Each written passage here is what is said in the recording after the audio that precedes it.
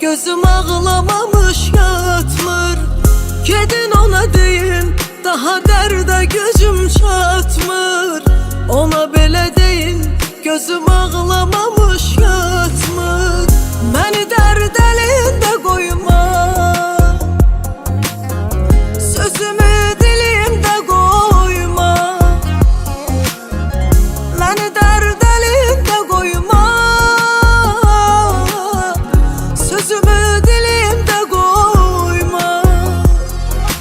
Mənə elə həsrət qalasan, düşəsən dillərə, dayanıb uzaqdan baxasan, mən alan güllərə, tutub ürəyindən dönəsən, o keçən günlərə.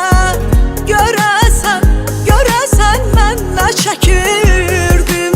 Mənə elə həsrət qalasan, düşəsən dillərə, dayanıb uzaqdan baxasan, mən alan güllərə, tutub ürəyindən dönəsən, o keçən günlərə.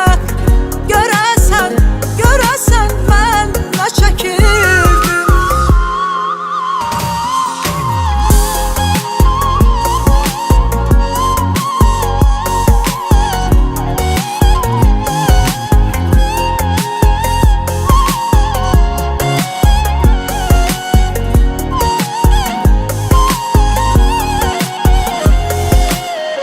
Məni bilsən necəyəm, inanarsanmı?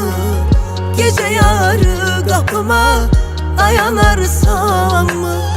Saçımın tellərini ağarmış görsən, utanıb dizlərimə qapanarsanmı?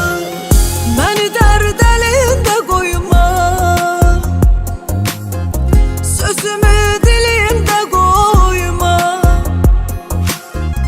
Məni dərd əlində qoyma, sözümü dilimdə qoyma. Mənə elə həsrət qalasan, düşəsən dillərə, dayanıb uzaqdan baxasan, mən alan güllərə, tutub ürəyindən dönəsən, o keçən günlərə.